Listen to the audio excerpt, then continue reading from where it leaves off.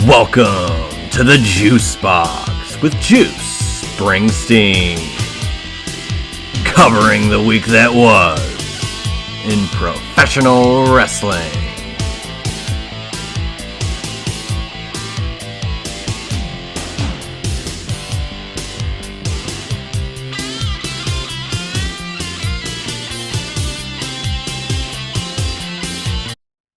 Hello, everybody, and welcome to another edition of the Juice Box. Of course, I'm Juice Springsteen, but this is a normal edition of the Sip series with an unnormal guest, a special guest, a very special guest. I'd like to introduce him like this. In the 1990s, Don Mattingly was Donny Baseball. In the early 2010s, Johnny Manziel was Johnny Football. Johnny Gaudreau was Johnny Hockey, may he rest in peace. And even Johnny Gargano was Johnny Wrestling. But here locally in the Pittsburgh area, there is a man so eloquently named Donny Football who provides a unique perspective on football and life on 93.7 The Fan. But now in 2024, and from this show going forth and all subsequent pro wrestling shows that he attends, my guest at this time will now be known as Donny Wrestling. Welcome to the Juice Box, Donny. How are you doing? Good, man. Thanks for having me. I appreciate the intro as well, for the kind words. Yeah, man. I mean, it's a little out of left field, I feel like, for people maybe not in this area, for you showing up on this show specifically. But as a loyal listener of sports talk radio for pretty much my whole life, anytime people come in with a little bit of inkling of wrestling, I'm like, oh, that's cool. It's still out in the ether and people still like it. And then, you and the PM guys, you guys always talk about wrestling. And it was like, man, these guys really, it's not just like random easy stuff. You guys are rattling off stuff. You guys are watching the show in the back, so it always intrigued me. So that's why I had to reach out and bring you forth. Let's just get to it, man. How did you first get introduced to wrestling at all? So I was born in 95, October of 95. So I was a little bit too young to really take in the Attitude Era at its peak, which, obviously anybody will tell you it was the hottest era in wrestling history. You had the Monday Night War, you had WWE, you had ECW, you had WCW, everything kind of like all battling each other. And, ECW would kind of pick sides at times. But I feel like the era that I grew up in, it was so easy to get into because it brought in like that new wave, that new era of superstar. Like I grew up watching wrestling the same time that John Cena debuted, Randy Orton debuted, Batista debuted, Brock Lesnar debuted. I think Shelton Benjamin was in that group as well. Like that was like their 2002 rookie class was the most loaded probably in wrestling history. So that was like the era that got me into it. But I've gone back and watched, a lot of stuff on the Attitude Era. I've gone back and watched stuff on, wrestling in the 80s and even before that. I went back. This is probably 5 years ago now. I've watched back every single WrestleMania. That's always a fun thing to do, for sure. Yeah, so like it was cool to see how that changed over time. But, it was something that when I was around 6-7 years old, like I just started to watch. One night my, dad would just tell me about, his day when it was, Roddy Piper was his all-time favorite because he always liked the bad guys. And, that your dad was ahead of his time. Your dad was ahead of his time. He really was. So he got me into it like that way. Like any other kid, I would watch religiously both shows every week. I had a bunch of action figures that I think I still have somewhere in like a storage unit. So of course you do. Yeah, we all got something related. That's why I brought you on. It's people that have had it for a little bit or a lot or before or after. It's always around, man. Yeah, I mean, I feel like, maybe even though my love for it isn't as strong as it was when I was 6 years old, it has still been part of my life all the way through. But like that era, the ruthless aggression era, that got me into it pretty easily. And that's what I was going to say. You talked about the Attitude Era, but you got right into the Ruthless Aggression Era. And I mean, I'm only 2 years, I think, older than you. So I remember a little bit more of the Monday Night War, but just like you, I got back into it because WCW got sold in '01. So for Mm-hmm. that 4 year stretch, I was like gone. And then WrestleMania 21, where Cena and Batista win the world titles, and that starts that whole new era of those guys being at the top. And I never really looked back. So that's people kind of, when they talk about the 80s, your parents watched it, your whatever, and they always revere about how great it was. I think a lot of people are actually going to come around to how great the Ruthless Aggression era was, and kind of like an underrated thing because a lot of those guys somehow are still wrestling. I've actually argued, not really argued, but my friends and I have had the debates before because I have plenty of friends from college, a couple of guys from high school who are maybe even more into pro wrestling than I am. And I've come down on the side of, maybe the Ruthless Aggression era wasn't as hot as the Attitude Era in terms of making money, but I think overall product, it was better. I think the in-ring wrestling was absolutely better For than sure. what, because you go back and watch some of the stuff from the Attitude Era, that was made a lot from the storyline. The crowds were always insanely into the show. Characters like Stone Cold and The Rock, and not to dump on like Triple H or Kurt Angle or Yeah. Mick Foley or any of those guys, but they had like two of the most popular wrestlers of all time Ever. In the at the same same time. time. And Ruthless Aggression, you had dudes that could actually wrestle. Not that those Yeah. guys couldn't, but you had a lot more guys that could. Like pretty much everybody that went out there knew what they were doing. And then I thought that was a good mix of maybe the storylines aren't as cutting edge, but the wrestling ability was a whole lot better. Plus, when you're a kid, you're more inclined to watch for the actual wrestling. Like you're not as Yeah. hooked into the storylines when you're 6, 7, 8 years old. So you go back and watch, and it's still pretty good. But yeah, I mean, I think the wrestling that we got 20 years ago will absolutely stand the test of time, like the Attitude Era, like like the 1980s when they got Yeah. into like the The Rock and boom. wrestling and stuff like that. Yeah, man. I think I agree with it pretty much everything you said. Like, and if anything, those years, like you mentioned, the Ruthless Aggression era didn't really make a lot of money. In fact, some of the years in that like '07 to like 2011 was very just like not great. And Cena had to be at the top, taking like he was at the top for all the down years, which makes me respect him even more that he could carry a company. After you're in a period of this, you lose Austin, you lose The Rock. It's down to you, man. You got to really hold the flag. So, do you have a specific, like you kind of mentioned it, but a specific first wrestling memory, like vividly, or like the first show you may have seen that you can recall? So one of the first probably not the first episode I've ever watched, but the one that always stuck in my head, uh, just viewing it on TV. I'll get to my first live show in a moment because that's a pretty cool one too. Uh, the first one I remember, or I guess that I remember best from watching from that time, would have been 2002. I can't remember the exact date, but it was the SmackDown episode when Lesnar and Big Show broke the ring. That was like the first time something like that happened, at least first Yeah. time in a long time. I don't know about way back in the day. Never like that. They had a Big Show choke slammed Undertaker through the ring I like a remember hole, that. Yeah, I remember seeing but that clip.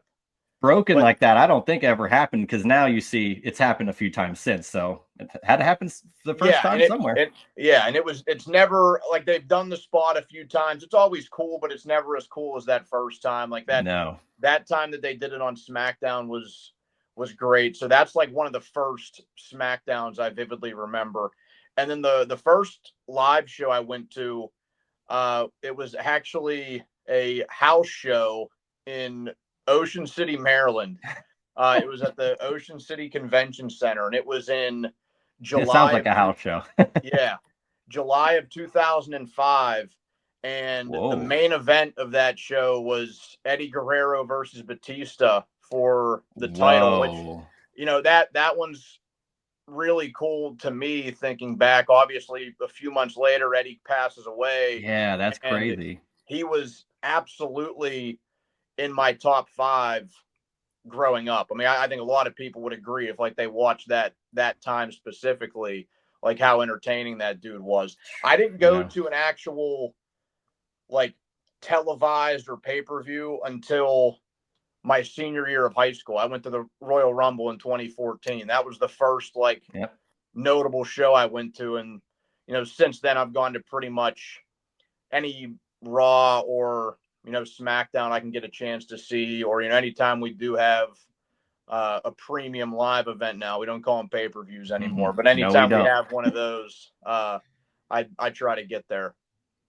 Yeah, and you got Latino Heat. You got the shirt right there, Oh yeah. which is perfect, man. Eddie Guerrero, I think a lot of people gave him credit at the time, but I don't think they gave him enough credit until he passed, unfortunately. And for you to see him only months before then, I honestly couldn't tell you if any of the shows I had seen before he passed had him on it. Like that's pretty wild to think.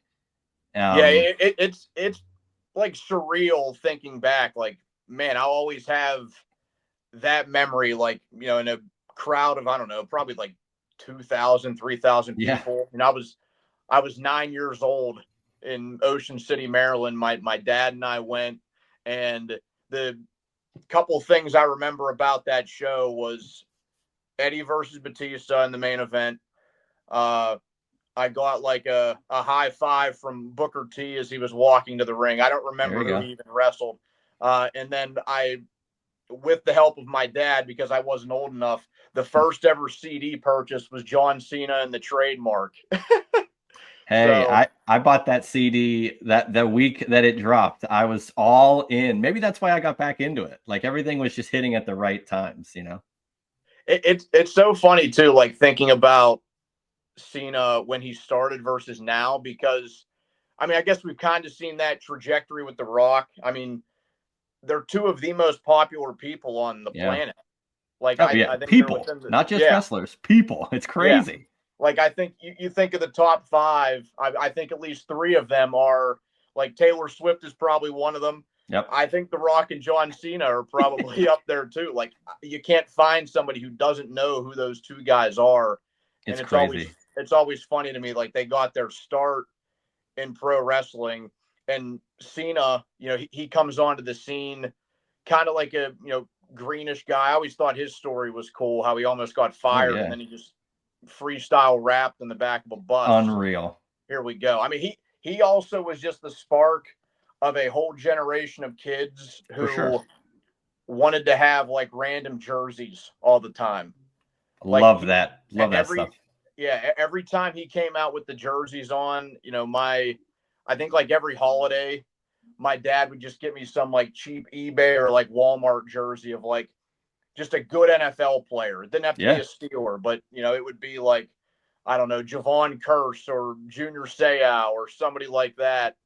All because Cena would always roll out in these jerseys, and every kid also liked to pump up their shoes. Oh, me too. I had the Live Strong bracelets hooked around him too. Because Yeah, he was all anything that he was doing. I feel like if you were a kid at that time, you were all in on that stuff. yeah. The jorts. I mean, Oh yeah, he he has popularized single-handedly kept jorts, the jorts business going. which is crazy because Steve Austin kind of started that. You Yeah, know, yeah, he did. That's for sure. And then Cena had him a little bit longer. They were he down did. below the knee. They sure were, man. So kind of transitioning from that, what you have any like a favorite wrestler? If you had to pick one favorite wrestler growing up, who would it be? I mean, it is hard for me to not say Cena. I think just because I just grew up at the time where the guy exploded.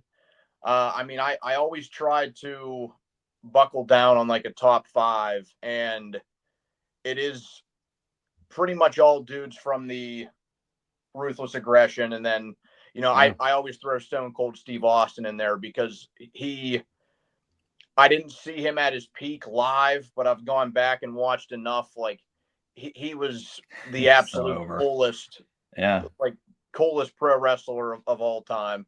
Um, I mean, I guess The Rock's up there too, Yeah. but Austin's always in there. Guerrero absolutely in there.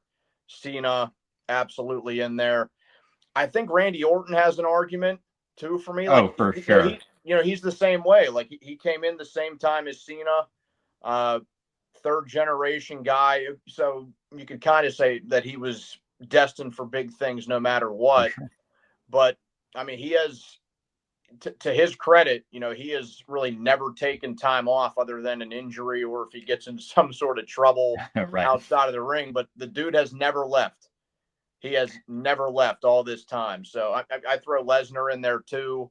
Yeah, I know he was, man, it's all in that ruthless aggression window too. And that's crazy. yeah, But like, it's all worth it. I buy it. Every person you're saying, I'm like, yeah, you can make a case. yeah. I mean, then you have like every kid is also always drawn to Rey Mysterio, because he would Absolutely. change up the attire every week with the colors and high flyer, fun dude. I mean, another guy. I know it's not good to say his name, but like Chris Benoit when he was like in his heyday, obviously Yeah, what he did yeah, was terrible, of but course. I mean that guy was a hell of a performer.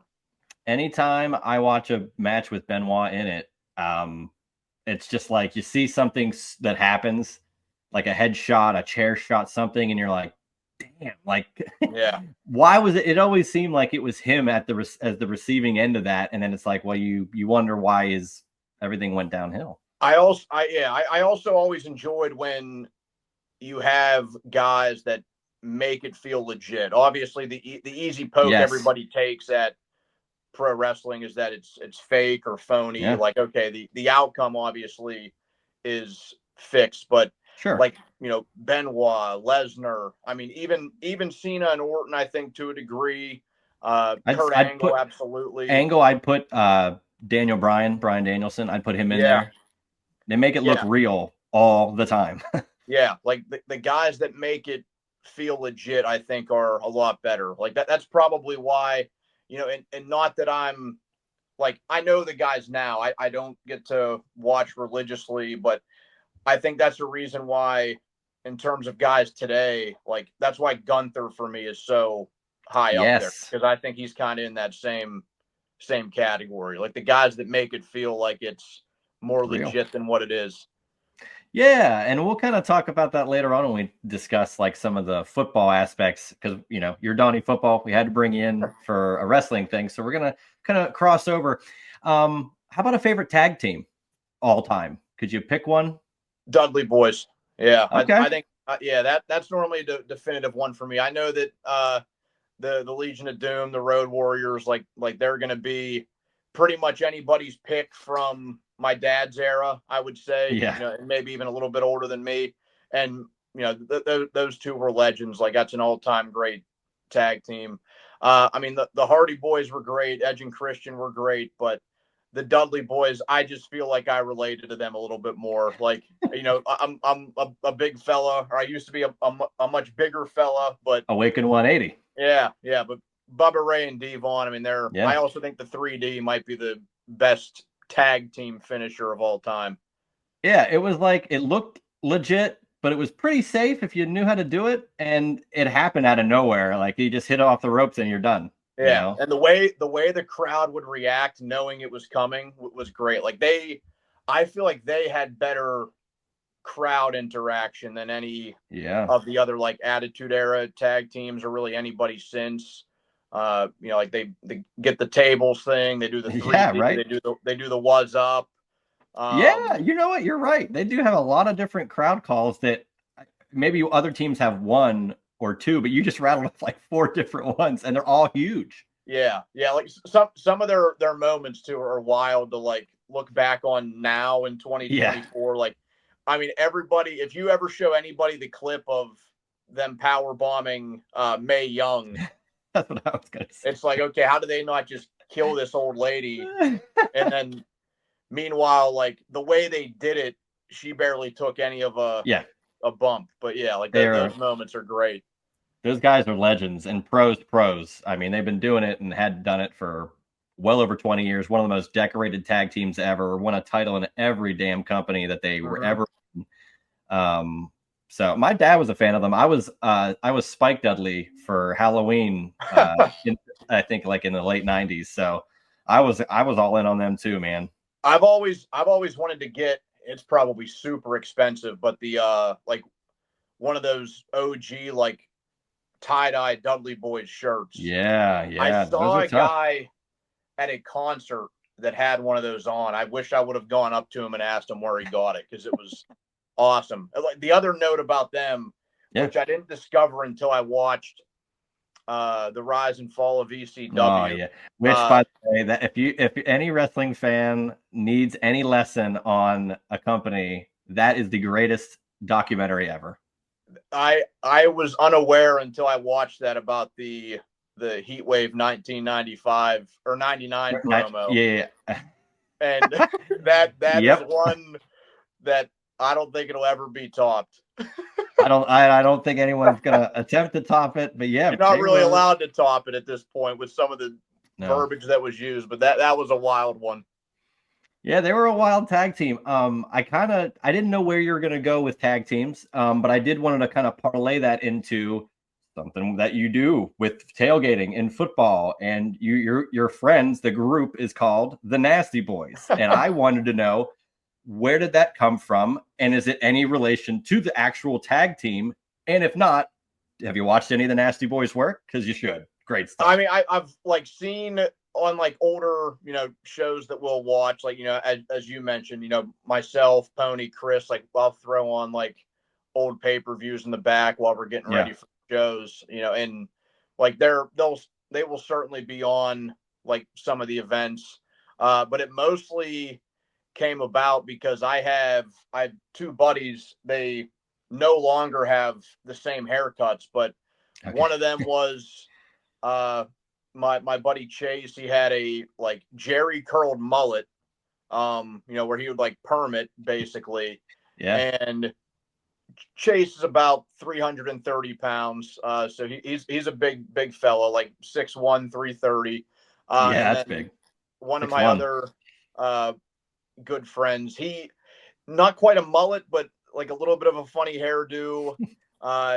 He and Chase, they both often wore like like Viper sunglasses. Is that what they're Oh, called? okay. Yeah. So they wore those often, and just like total goofballs. So they kind of resembled both Nasty Boys. And even though That it's only lines up. two Yeah. guys, Pony and Chris met them at a tailgate a few years ago, and that's where they sparked it. So now, even though it's a group of like 20 dudes, Right.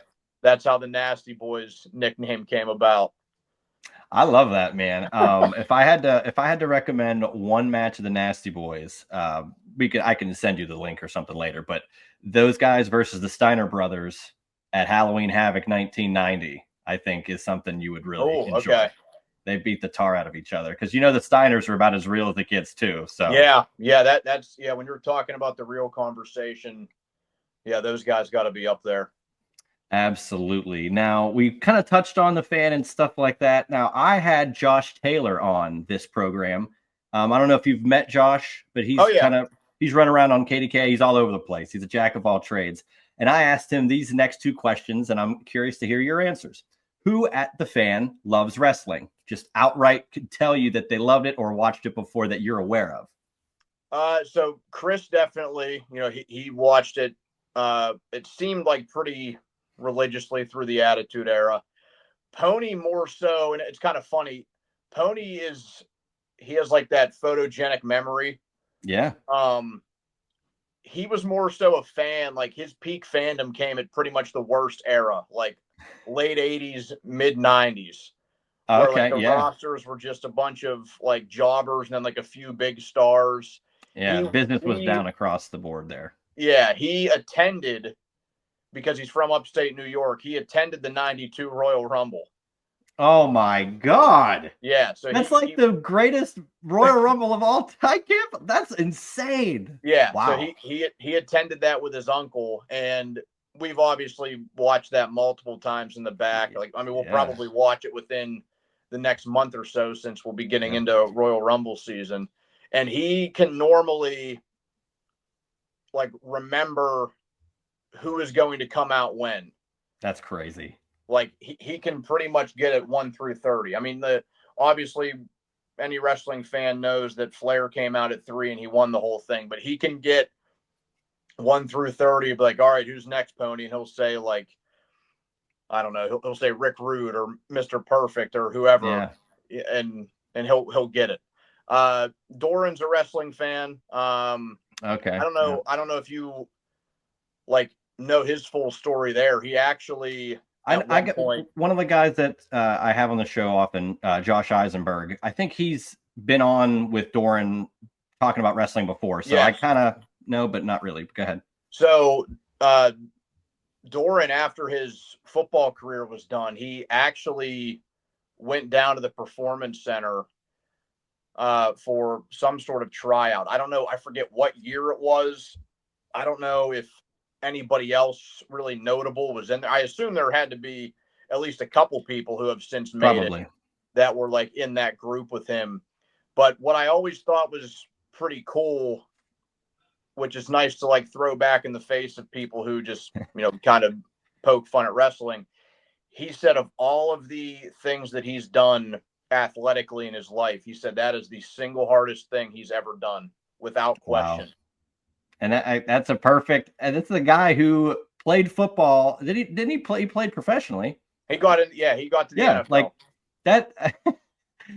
In wrestling, being because it's so much. There's mental, there's physical, there's emotional. You have to be on the road all the time. Like, let alone just like trying out for it. Yeah, he said it's the single hardest thing he's ever done. Wow. Anybody else that you could definitively say or has mentioned something to you? Maybe. There's a couple of producers there that are very into it. Okay. Charlie Borges, who I work with a good bit, he's one of the part-time guys. He is very into it. Like, we've had long conversations on air about it. Sean Myers, who's part-time there, he is actually Sean went to Plum, and I know you immediately think of Pat McAfee there when it comes to wrestling, but he is like legit longtime friends with Elias. Oh, okay. I forget what his first name's Jeff. I forget what his like real name is. I can't recall either, to be honest with you. Yeah, like I forget what his full name is, but I'm pretty sure Jeff is his first name. But yeah, Elias and Sean go way back. Like, they would hang out like when he was in town, whatever. I mean, obviously he's in town more now. Oh yeah, for doing, sure. Like, smaller stuff, but yeah, like there are a couple producers that are real into it. Now, the other question I asked Josh, do you think there's anybody at the fan that's a closeted wrestling fan that does not want to mention it? Because he brought up that Pump might be someone that's into it, and I saw him with the special Penguins WWE title the other night after WWE night at the Pens game. So I could see. I don't know about now, or I don't even know about like 20 years ago, but since Pomp goes back a way bit further than we do, I could definitely see him being a fan, like in the same generation as like my dad, or even before that, where like the Hogan era, like what do they call it, the golden era? Is that? Yeah, just the golden era from the 80s. Yeah. I would say maybe he even had a little bit of like Bruno Sammartino and like some of those older guys. So actually, you bring up Bruno, that does spark my memory. Larry Richard, who is on the AM side, the 1020 morning host. He had, before Bruno's death, like a very long relationship with him. Like, he's worked on like a lot of documentaries and stuff like that. So like he's definitely a fan. I remember there was a night, it was after I attended WrestleMania this year, which I'm sure we'll get to, but I was talking about it on the show, and Larry actually called in like to just tell some of the stories about Bruno. And funny enough, I just met one of Bruno's sons the other night. I'm not sure when you'll post this, but when I did the Landon Roberts show a couple of nights ago at Minio's, I didn't like recognize him or anything. Like, just kind of looked like an athletic built dude who Yeah. was in like his 50s or 60s. And then he walked over to me and introduced himself. He said, "Hey, I'm Daryl Sammartino. I listen to you guys all the Wow. time. Like Bruno was my father." And Oh my I God. was like blown away. Right? I'm like, your dad was a like absolute legend. Like, I mean, he's Yeah, like like the most he's the guy. legendary Pittsburgh wrestler of all time, like even more Yeah. than Kurt Angle or, really Yeah. anybody else that came after him. So It that was, starts with Bruno for sure. He's yeah, the longest reigning WWE champion of all time, 7 years. yeah, yeah. So that was pretty cool that his Wow. son was in there. And I mean, he even said, now this would have predated me at the Fan, but he said that Bruno listened to the Fan all the time. So that's kind of Wow. funny to think about. Yeah. That is wild to think about. Bruno Sammartino. Just I'll turn on the fan. Like it's like doing casual stuff, and he's like a legend, you know? Yeah. Wow, man. All right, well, that's pretty cool. I was just curious as to who maybe doesn't want to talk about it, or maybe they were fans and they kind of lost it. So I always find that stuff pretty interesting. Now, you discussed WrestleMania, so let's go into it. So we're recording this on a Thursday. I'm gonna probably air it this Sunday to coincide with football. I think it's a perfect time. But the following Friday, WWE is coming back to Pittsburgh for a house show, a non-televised event, December 27th. And you mentioned an amazing house show that you got to go to as your first show. Great memory there. But you also mentioned how you went to WrestleMania 40. Now, this is something we talked about a little bit, and unfortunately, we didn't get the link up there. But there's a billion people there. What are you going to do? How was it? First of all, what are the pros and cons from a live experience as opposed to TV? And then we'll dive into the actual WrestleMania of it all. I mean, I honestly, the con, besides like, I guess like ticket price, like I really Right. can't think of any. Like it was that cool of an event. Like it is something that I will like hold with me forever. I that weekend made me feel like I was 6 years old again. And definitely the last like 10 to 15 minutes on Sunday, Oh obviously my God. Yeah. everything Right. that all that. Like you get Cena, you get The Rock, you get The Undertaker. Uh, but it was something that I'm really glad I did. And even though a little bit of money went into it, it's like, well, it might be now or never. Like who knows if Yeah. you'll get the chance to do it again. It's in Philly. It's drivable. You always feel a little bit better too when it's like a round number WrestleMania because they're always pretty Yeah. good. Like obviously 1 started it all, 10 was pretty good, 20 was great, 30 was great. So That's I genius. also, I've thought of that too. They really make sure to make the big ones something. And they're always something, but that's 4 straight, 10, 20, 30, 40 that have had unreal endings. yeah, so I had like that thought too, like, all right, well, it'll probably be pretty good. Right. And I went with, it was myself and 5 other guys, a couple of guys from college, a couple of guys from high school. Sean Myers went to who I mentioned earlier. We first just had tickets for Sunday, which they were in like the upper level, like not super high up. And if you're kind of making it relative to like how the football field is there, probably on like the 30 or 40-yard line, like actually a pretty good view. Okay. Oh yeah, So that's pretty good. but we wanted to make sure we had Sunday locked down because we knew that would be like the bigger night. Then we kind of decided like going into that weekend as it was leading up, like, hey, they have pretty cheap tickets like up behind the stage uh, for Saturday. So we got like kind of cruddy tickets for that. We're like, we could still see the ring. We can only see Yeah. like half the ramp, but it was just like the feeling of being in there. But man, nothing really matches that like live wrestling crowd, especially when it's something big like that. And it's different than like a sporting event because it's often like, you're kind of combatants on both sides. Yeah. It's either you're rooting for one team or the other. And, sometimes you're not, buddy buddy with everybody No. in attendance, or wherever you go afterwards. And it was like the vibes were pretty unbeatable. Like it was high energy going in. It was high energy during the show. It was the whole shebang. Like it was pretty much everything I could have imagined and then some. So I'm really happy looking back that we decided to do it because like I said, maybe sometime down the road, but I wanted to make sure I at least got one in before life really took off with marriage, kids, whatever it may be, where doing that stuff isn't going to be so easy. No. And that's what I've been telling people too, man. It's like I had been to 4 Manias before this one, but that was all pre-pandemic, and then that hit, and I just didn't make it work. And then I was like, it's Philly's just drivable, and it's only going to get bigger. It's only going to go to crazier. Like it's Vegas next year. Like it's the highest price. It's eventually going to go across the pond, I think. Like it's only going to get more expensive. So the times you can get in now likely are your best chances. Go ahead. You were going to say something? Well, I was going to say like Vegas, like that's immediately off the table. Like, right. Like at least for me, like, I mean, it's, yeah, I think I saw the prices too. Like when it's insane. Like the pre-sale or like when it hit public, and it was just ludicrous.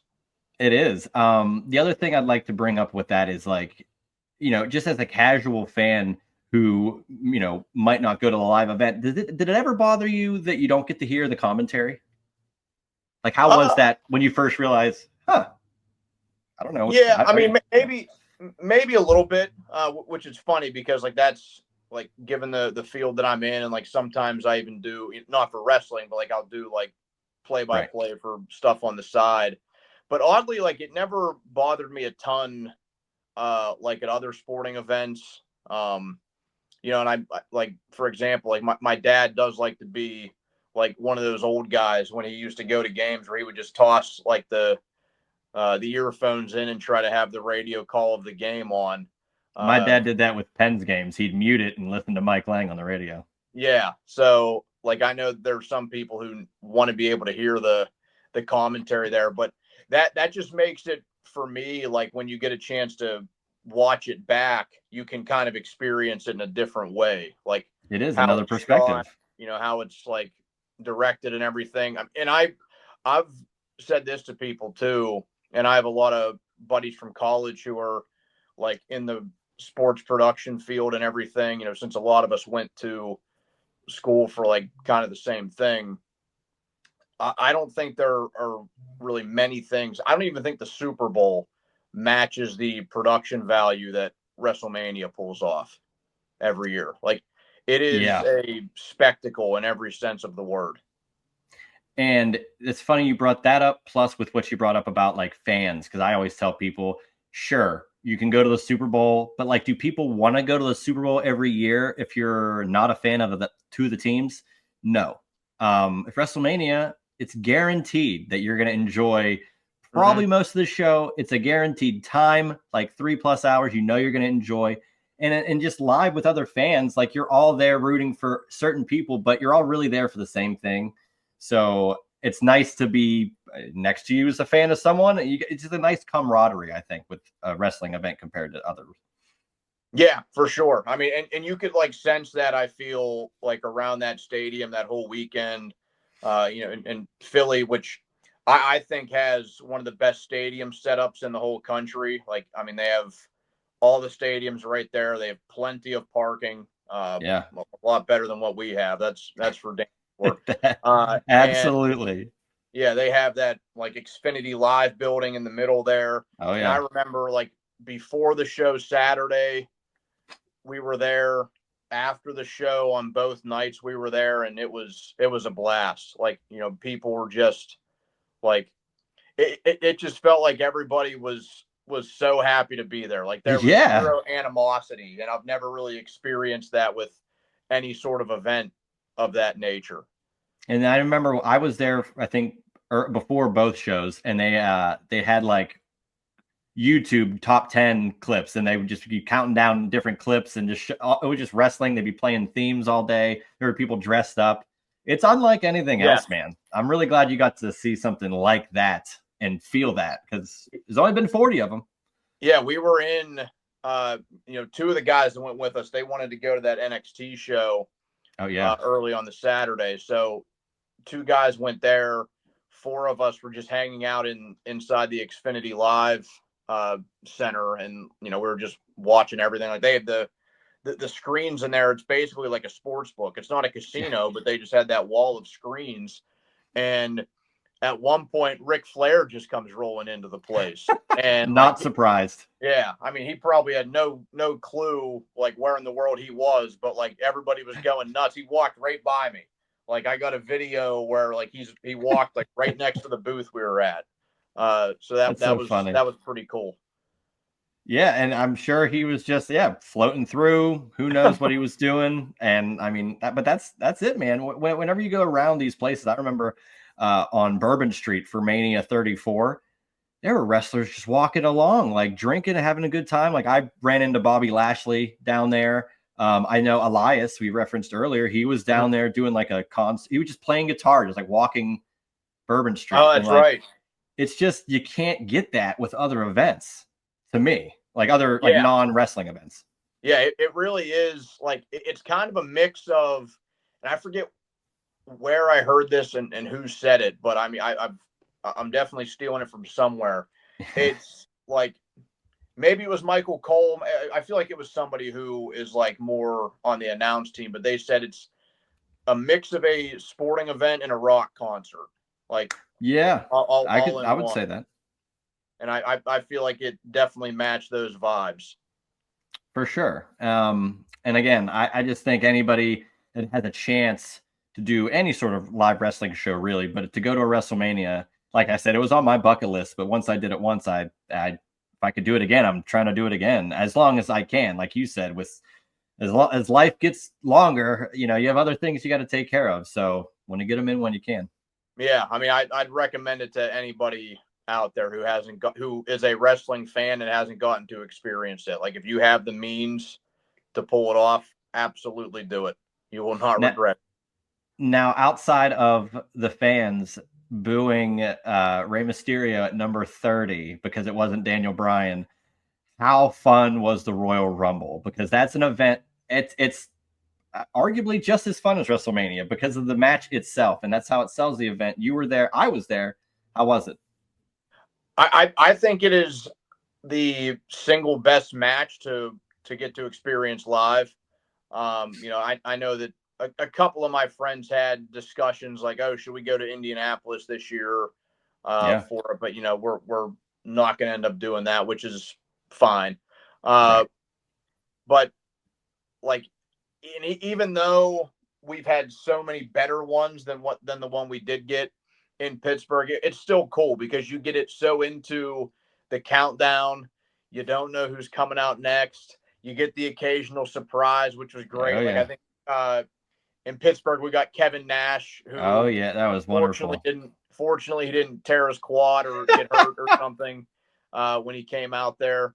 That was the first time too I've ever heard Rey Mysterio get booed. It was a once in a lifetime moment. Yeah, but what I do remember, I was just talking to one of my friends about that show. Even though it's not necessarily remembered fondly, it did give us some cool moments to see as a fan. Like, you got Cena and Orton, which I think was that the last time they've had a title match. Rumble 15? Unless they did it again at the end of the year, that was the next to last then. But I mean, it was at they haven't had one. I remember at TLC 2014, they had one for both belts, but that was probably the last one. But Royal Rumble was the same year. I think it's probably one of the last ones. And I'd like to see it again in Cena's retirement tour. Yeah. So, I mean, one of the last times we got Cena Orton, the first match of the night was one of the best matches of the year, the Daniel Bryan Bray Wyatt match.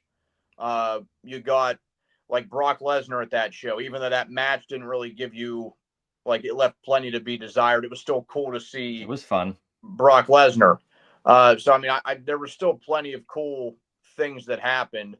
Unfortunately, a predictable Rumble match itself with Batista returning. Everybody pretty much knew the guy was going to win. The other thing that I did remember, for about a decade, we got the last CM Punk appearance. Oh my God! Yes, at that show. He walked out the day after that. So, yeah, there were definitely cool things to remember from that one, even though maybe the entire event wasn't remembered so well. And it's funny, CM Punk back in wrestling again, back in WWE again. Like you said, with Cena and Orton. And I wanted to ask you this now. Was that the first pay-per-view you went to? Yes. Royal Rumble? Okay. Rumble 14, yeah. So you hadn't been to any of the other ones in Pittsburgh previously? Before that, the only show I had ever gone to was that Ocean City show. Otherwise, I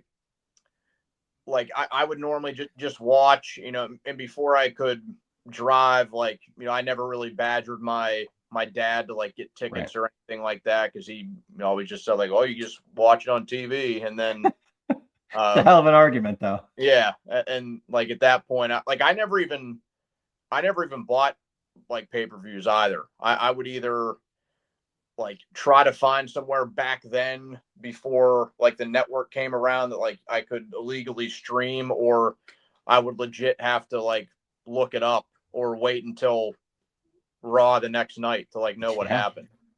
Yeah, that's how it went sometimes. I remember for a while, before Buffalo Wild Wings, there was a place called Hooters, and that they had blast areas where they would show pay-per-views and stuff like that. But if you weren't in an area where you had an event area to show it, you had to wait, or you had to read it online, or if you didn't have online, things were so interesting and different then, and now it's anybody has access at any time. Yeah, I didn't watch a live WrestleMania until 30, until the the debut of the network. So good one to start though. Yeah, it was a great one. So I mean, I've obviously since gone back to watch all of them, but yeah, I never watched any live as a kid. I always had to either use the internet, back in the day, internet, where it wasn't even quite as easy to get stuff as it is now, or wait until Raw the next night. That's right. Speaking just quickly on the previous Pittsburgh pay-per-views, have you watched any of those in the past? I'll quickly run them down. SummerSlam 95, King of the Ring 98, which was Undertaker, that one, absolutely, Mankind. Unforgiven 01, where Kurt Angle wins the WWE title. Yep. And then No Way Out 05. Yes, that's when JBL stuck his head out from under the ring. Oh, he got chokeslammed through the ring. Yeah. The barbed wire steel cage. At the top. Yeah. And then the other two, Armageddon 07. What happened there? I can't remember. Edge, Batista, Undertaker, triple threat. Edge won the world title. Ooh. And Chris Jericho made his pay-per-view return after being out for 4 or 5 years. Oh, I should go back and watch that. Yeah. The other one, only because you brought up Cena and Orton, Bragging Rights 2009, Cena and Orton had a 60-minute Iron Man match, which, I mean, I was a fan of both guys, and I was staunchly in the Orton camp. Spoiler alert, he doesn't win. As mostly any match with Cena back then, but I'd say check any of those out. You didn't go to Extreme Rules in 2018? No, I didn't go to that one. Or Payback, the most recent one? I did go to Payback, yes. Okay. So Extreme Rules in 2018, I think that was in the middle. I was actually, I worked with a minor league baseball team, and that was during the summer. So I couldn't go to that one. But I did go to Payback, Labor Day weekend of last year. Yeah. And then there was another one, and there was Roadblock or something. I didn't even have that. Roadblock End of the Line, which was December 2016, I think. Yeah, I went to that one too. Which I was there for that one. That was fine. They had I think they had a women's Iron Man. It was only 30 minutes. Charlotte and Sasha, maybe. Yeah, that sounds right. It was killer. And that's when I think the New Day lost their tag titles after being champions for over a year to the Bar, Sheamus and Cesaro.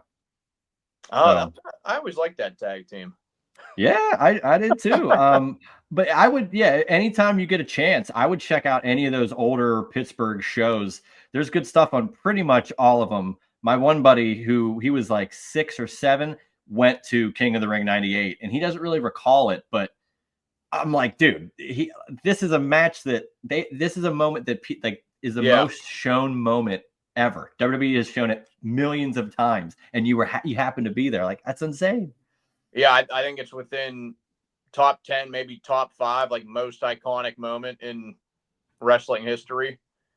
For sure. I Yeah. mean, for that to happen, and it's that combined with you telling me that Pony was at the '92 Rumble, it's like you Yep. had no idea what you really were there for, and now it's like, wow, like you really experienced something legendary. And now you can kind of say that with Mania 40. Roman got dethroned. You had the Yeah. chaos of all those guys coming at the end. Yeah, and who really knows, I guess, like if we'll ever see Undertaker in a ring again, because Maybe not. I know it took some convincing to get him out there in the first place, and It did. their first choice was Stone Cold, which I think a lot of people Oh, anticipated, which would have been yeah. awesome. But I mean, I was happy with the surprise because I genuinely was surprised. Yeah, I think it was great that we assumed chaos would happen, but we're like, well, if anybody's going to come out, it's Austin. And for Yeah. it to be the Gong instead, I thought was a great surprise. And the lights dim, and all of a sudden he's there, and 80,000 people couldn't see it. I love that. Yeah. Yeah. I mean, Um, that I have a video of that on my phone, and maybe the one of the loudest crowd reactions I've ever heard. oh my gosh, yeah, it was something. I remember we got back from it and we watched the main event like on Peacock, just to, like you said, different perspective here with how the commentators presented it, because you see it how you see it, and you don't know how like they want to show it to you, you Mm-hmm. know, because we saw Undertaker behind him, but how they framed it, it was like, oh, it's Yeah. next level, man. Yeah. For sure. So we're going to do one crossover event here, and then we're going to close out with rapid fire. Okay. So we're going to do the NFL crossover. This is probably the part I've been waiting to do the most. You're wearing a Latino Heat shirt. I'm wearing the NFL 75 commemorative sweatshirt. You're Donny football, but today you're Donny wrestling. Football and wrestling are very intertwined. There have been numerous players that have ended up as wrestlers. I mean, like Goldberg, Roman Reigns. The list is really unlimited. Kevin Brock Lesnar, of course. Steeler. Well, that's where we're going to, man. So here's some of the biggest things that I wanted to mention to you, if you're aware of them or not, and we'll kind of just shoot off that. First, WrestleMania 2, which is 1986, I know the WWF versus NFL Battle Royal. I do have the list. We've got Jimbo Covert, Bill Fralick. Bill Fralick, pit guy. Yep. Russ Francis, Ernie Holmes, Harvey Martin. Ernie Holmes. Yep. Harvey Martin. And then, of course, William the Refrigerator Perry. And was it either Perry or Fralick finished? Because Andre won, but I think it was Fralick. I want to say it was Fralick that made it further than anybody. Okay. I want to say. So that's like one of the early incarnations of the NFL part of the things. I also would direct you to the Raw Bowl, which took place on, I think it was maybe January 1st. Let's see. Hold on. I have it pulled up here. It was actually when it was January 1st, 1996. It went head to head with Florida State and Notre Dame in the Orange Bowl, which had the Raw Bowl was a match, a football themed gimmick match featuring the Smoking Guns versus Owen Hart and Yokozuna. And the mat is like green, like it's a field. The guys are wearing jerseys. It's very weird, to say the least, because it was like a one-time thing. Is that on? Is that on the network or on Peacock? It should be on Peacock as an episode of Raw, the first of 1996. Okay, so I would check that out. And then, so you brought up Kevin Green. How could I not get to probably the best part? We start off with WrestleMania 11. The main event of that show is Bam Bam Bigelow versus Lawrence Taylor. And Taylor could actually kind of go in the ring from what I remember. There's a reason they had it at the main event, and it's not just because 1995 was a garbage year for wrestling all around. Yeah, like that. That's not exactly a great WrestleMania, but I feel like those two guys actually put on a pretty good one. They did. Lawrence Taylor, I think, comes off the middle rope with like a shoulder tackle. I don't know. It's a real fun match, and in there, I think Steve Mongo McMichael was a part of that, and we'll get to that now. Mongo was he had one episode of Monday Night Raw that he commentated, which I think was leading up to that WrestleMania thing. But then he goes and defects. He gets traded. Yep. And he goes to WCW. He's on the first 35 episodes of Monday Nitro as a commentator. He always brought his little dog, Pepe. Yes, yeah. And he also was a member of the Four Horsemen. He won the United States title in 1997. But three matches, but one with Kevin Green that we'll talk about too. Great American Bash 96, Ric Flair, Arn Anderson versus Kevin Green and Steve Mongo McMichael. Just like football crossing over like that, and it kind of they're just letting them do it. You know, they're training them and saying, here, go do it. Like, do you think Lawrence Taylor's like success, lack of a better term, at Mania gave WCW hope? Like, hey, we could do it too. Yeah, I think absolutely. You know, because you don't necessarily always have to be like the first to do something. I think, you know, if WCW had in their minds like, okay, well, we can take that, but how can we make it better? Like, I feel like that was sort of the philosophy that they had a lot of the times when they, you know, kind of traded barbs. You know, if Vince did something, then Eric Bischoff normally thought, okay, well, I'll do that, but I'll make it cooler. If Bischoff did something, Vince thought, okay, well, I'll take that and I'll make it cooler. So, I mean, I think that's what was like so great about both of those shows back then. That like they always had those ideas. You know, you also like bring in the fact that, like I thought one of the biggest ways that WCW paid that off was the fact that Goldberg came up through pretty raw as a wrestler. Yeah. Was, you know, he was a Georgia football legend. He played for the Falcons, got injured. The NFL thing didn't work out. And then they're able to pay off him chasing down Hogan with a match inside the Georgia Dome. Like, that was always pretty sweet. Now, it was weird that they announced it like 3 days ahead of time. Like, they gave it like very little build. And it's still sold out. Yeah. Yeah. 41,000 people for an episode of TV. Yeah. So, like, that was always, I thought, a pretty cool example of it. It is cool to see the crossover. I mean, I still remember 20 years ago, Lesnar turns down a big WWE contract, tries to play for the Minnesota Vikings. The guy last played football in like high school. Yeah. He nearly makes the team. So of anybody. Yeah. If anybody could do it, it would have been him to make it. Anything. To show like what a great athlete the guy was. Then, you know, he does the UFC thing for wins the heavyweight title. Yeah. So yeah, like I do always like seeing the crossover there. Yeah. So the last part of the crossover, and I wanted to do this only because I do have the shirt commemorating it. Slamboree 1997. And we've got Mongo versus Reggie White. And then in the main event was 6 Kevin Nash, Scott Hall versus Kevin Green, Ric Flair, and your dad's favorite, Roddy Piper. Oh, okay. On the same show. What year did you say that was? Slamboree 1997. Okay. I got to watch that at some point. I didn't know. I never knew that Reggie White got in the ring. Yeah, he got it, and it was against Mongo. So football on football, Packers versus Bears. They love that. Like did he do like his famous hump move that he always always threw off like offensive tackles? I definitely think they played off of it. It's been a while since I've seen it, so I'll probably have to revisit it as well. But yes, throughout the years, man, just up and down, the crossover is pretty amazing. So I wanted to leave you with that topic. What current NFL players would be great at pro wrestling? Clearly, any of the Kelseys, any of the Watts. I thought Tom Brady is like Ric Flair.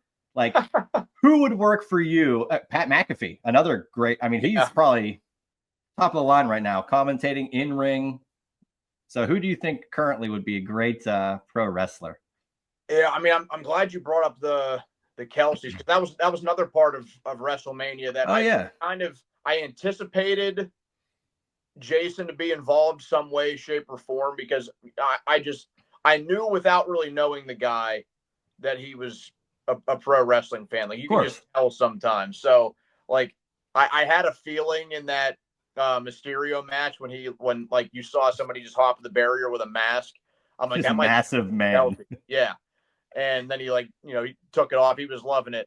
Man, that's a good question. I'm trying to think of like just Steelers for starters. I mean, I honestly think like Hayward would be a good one.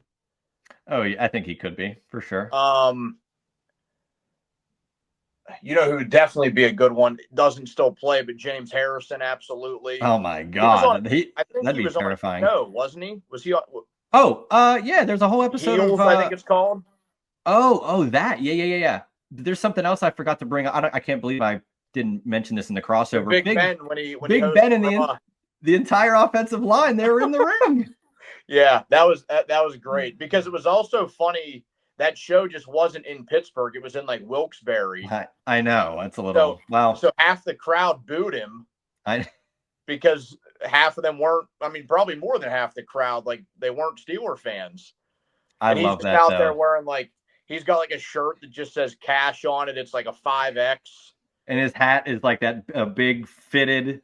Yeah, backwards hat. Yeah, he had like 3XL jeans on that were dragging off the floor. Like, he looked Classic Big hilarious. Ben. Yeah, Yeah, James that was Harrison though for sure. yeah, Harrison would be a really good one. Richard Sherman probably for promo Yeah, work. yeah. Um, man, I'm still trying to think of like. Maybe Ocho Cinco and promo work too. Any of the guys that talk a lot. So any wide receiver. Yeah. You could take a lot of those like 2000s era wide receivers, like T.O. I mean, T.O.'s Oh my still in God. fantastic shape, so maybe he could even try it now. An interesting one would be Polamalu. Yes, it would He's be. got the hair. You talk He's about real. He's a part of the bloodline. Yeah. I also now here's a good one too. Both guys on the Steelers offensive line. You have Sayamalu, you have Faltanu. You could have those guys join in on the bloodline as a couple That's of big incredible. bodies. And I didn't mention Rob Gronkowski, that he was a 24/7 champion in WWE. He like in the like the pandemic WrestleMania, but I mean he hosted it. Yeah, he was at another one too, where I think it was actually before. Oh yeah, Mania 33. He helped Mojo Rawley, former football player, win the Battle Royal. Yeah. He was somebody who I thought would get more into it, but he never did. Yeah, I thought he would stick around for a little while. Yeah, I would have thought so too. I'm trying to think of anybody else that really. I mean, any coaches maybe. Just characters in general. I don't know. Like Paul Heyman, I could. Bill Belichick would be like Paul Heyman to me. Yeah, Mike Ditka would have been a good one. Mike Ditka would have been an amazing one. Jerry Jones, I think, as an owner, would have been like. I remember Mania was at 32 when they were in Dallas. I always thought that was my first one. I always thought they were going to have Jerry Jones like come out to interrupt Vince, and then they would have like Stone Cold just roll out there and just stun both of them or something like that. Would have loved to have seen Jerry Jones take a stunner. He couldn't take it worse than Vince. Oh, that's true. Yeah, that one he took a couple years ago was terrible. Well, yeah. Same with Pat McAfee's was good though. Oh, his was great. Yeah, his Theory took a really good one. Oh yeah, of course. All the guys who are trained, and Vince is like, I'll do it. I still got it. Yeah. Yeah, that is a good question. But I feel like we got some pretty good ones there.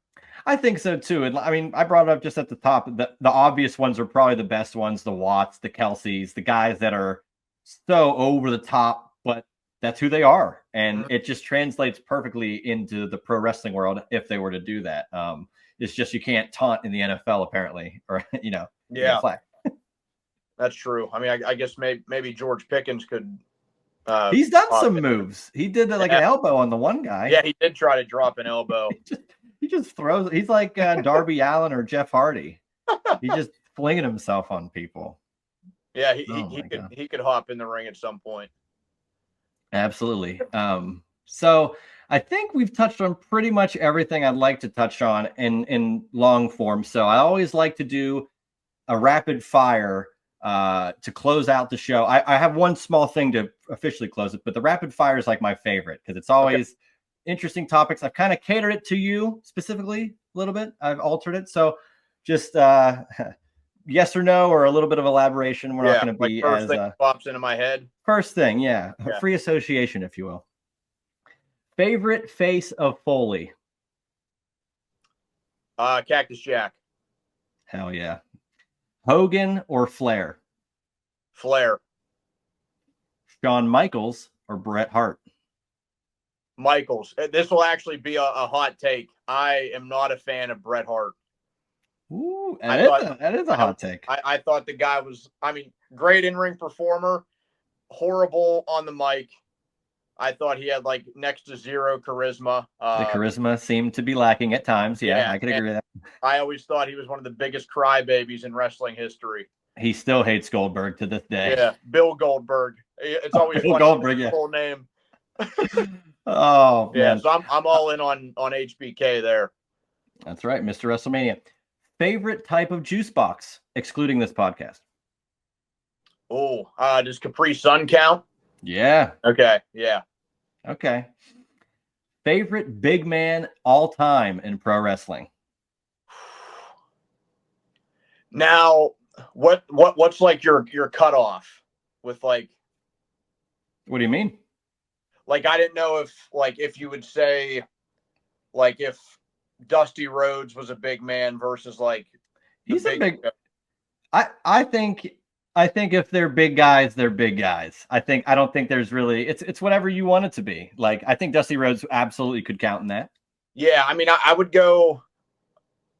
I think I'd probably go Dusty Rhodes. The Okay, American. yeah. Yeah, that's I mean that he's a legend, and I mean he made it.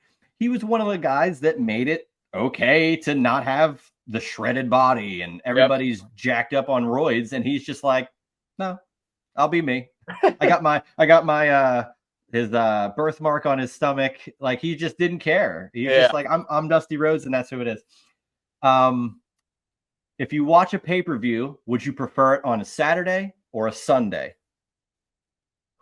I actually like that they have changed them to Saturdays. Maybe it's, since I'm venturing closer to the age of 30, like if you ask like college age me, I would say keep them on Sundays because I'm trying to, get after with the boys on a Saturday at like a house party. But I mean, now that I'm normally not doing anything too late into a Saturday, I kind of like that they're Saturday nights.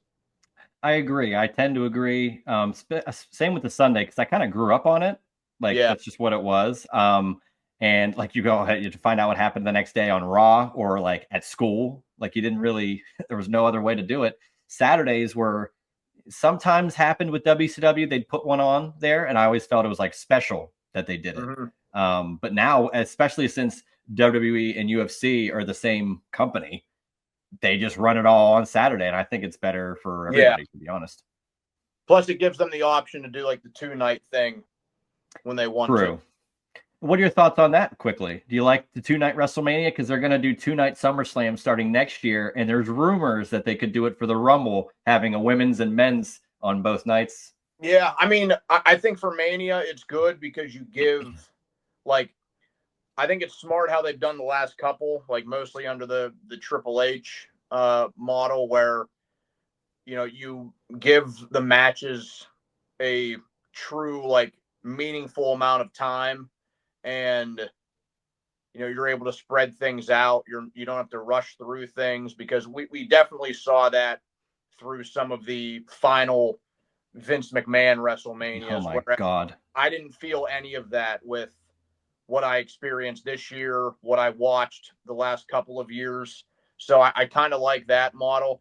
I do wonder, like, should they just keep that for WrestleMania though? Because if you start to do that for some of the others, like I don't know, WrestleMania is, it's the granddaddy. So Yeah.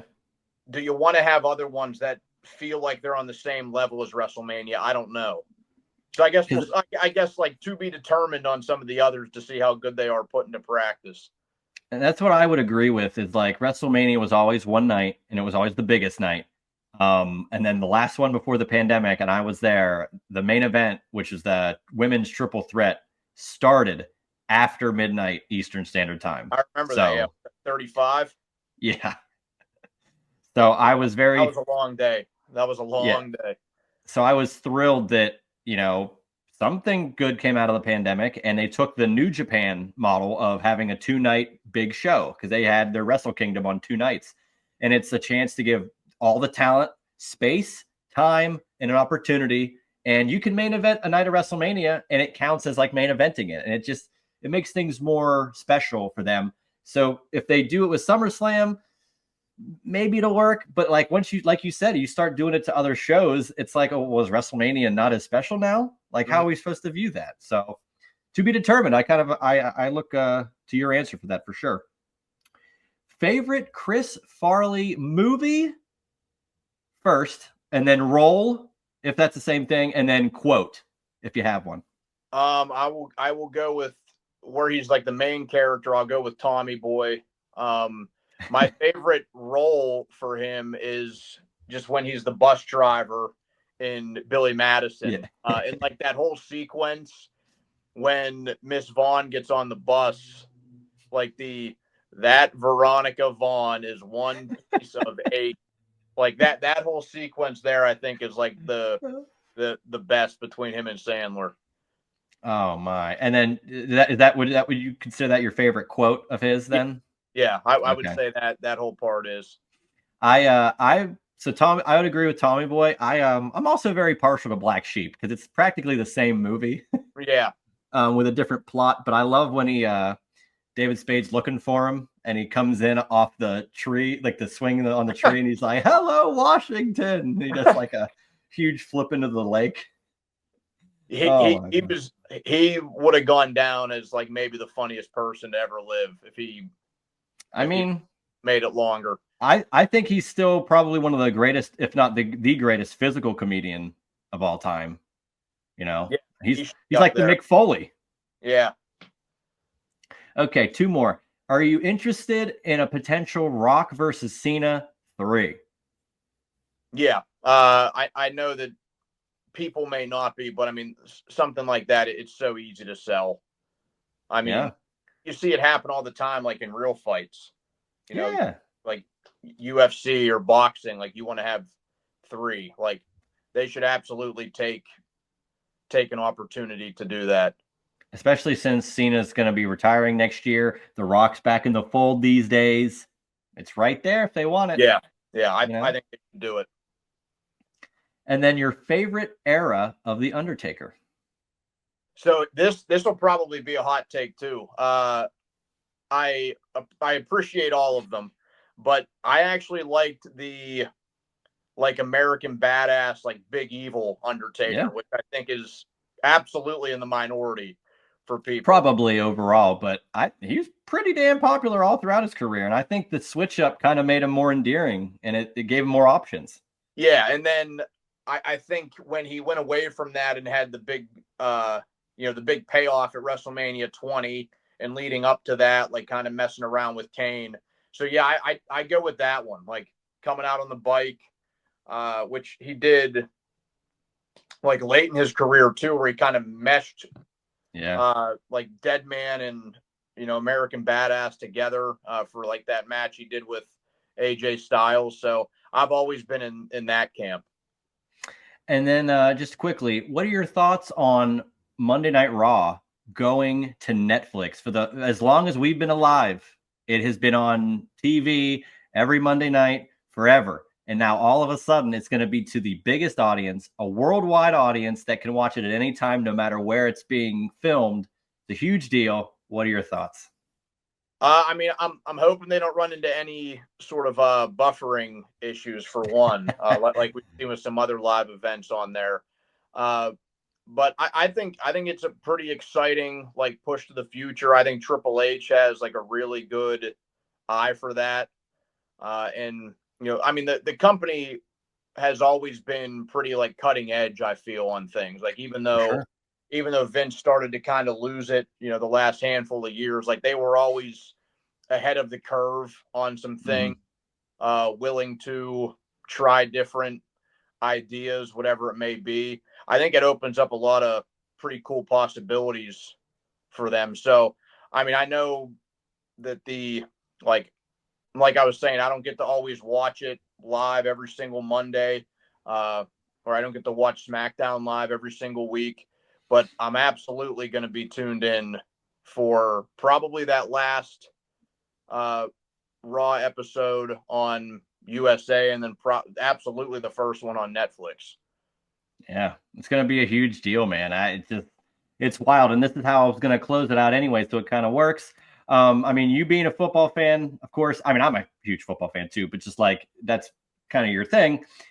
Much like with football, I would say pro wrestling very similar in the fact that we've watched it for how long, both, and you remember the past fondly, and yet as you grow, sometimes certain things maybe fall off in other realms of entertainment. But we've been talking for how long now? It's getting better. There's a lot ahead for the future, and it's great that we had the past, and now as we get older, we have a greater appreciation for the whole piece of it as we move forward. So I think the future's bright with pro wrestling, it being available to more people. And it's just like you look back and you see your Hulk Hogan's and your Ric Flairs, and you look back at your Tom Brady's or your Peyton Manning's, and now it's Patrick Mahomes, and now it's Seth Rollins, and you get these generational things. But the longer it goes, it's like a huge just gap of we have all this to enjoy. So what about that for you? Like makes you love football and wrestling? It's the same type of thing. Yeah, I mean, I guess like sometimes you just see like how they mirror each other. It's just like it's just different guys, but they kind of match what you saw like 20 years ago. Growing up, it was Brady who always tended to beat out Peyton Manning when it mattered. Now it seems like it's Patrick Mahomes who's always beating out Josh Allen when it matters. You had your electric guys who could maybe get on the doorstep of the Super Bowl, but couldn't go through with it. Like who knows? Like maybe Joe Burrow is what Dan Marino was, guy that got to the Super Bowl in year two, never got back. That could be him. Uh, Lamar could be a guy who is one of the great individual players we ever see who never even gets to the Super Bowl.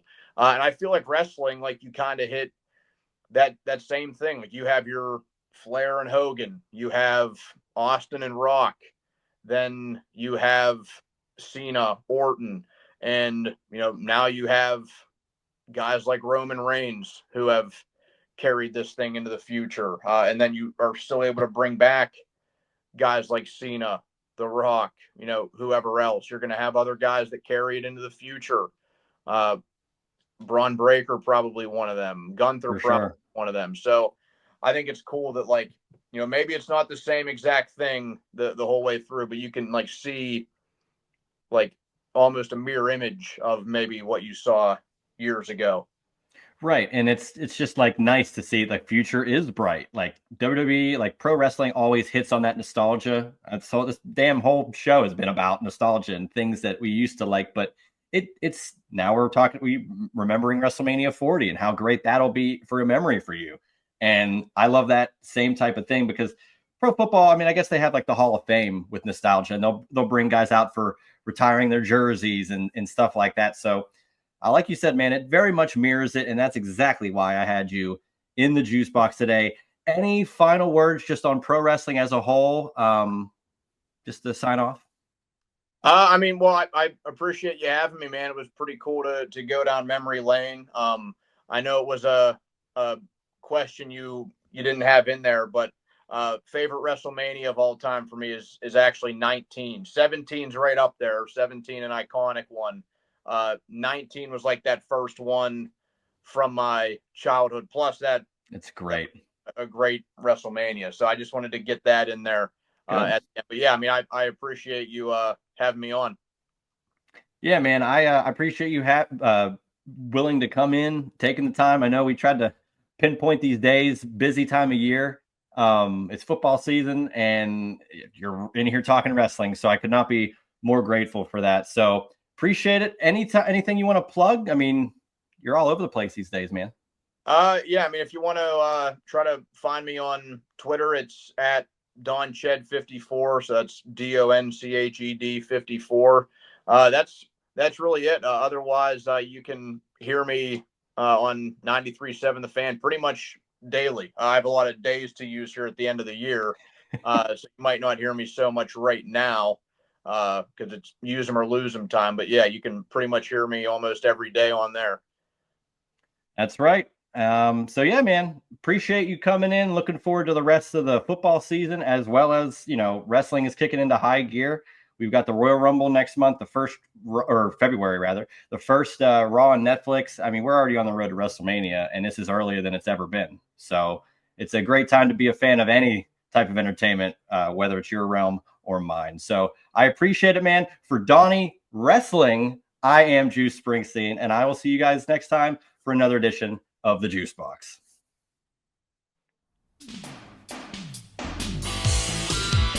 That was the Juice Box with Juice Springsteen. Make sure to subscribe to the Juice Box wherever you listen to podcasts.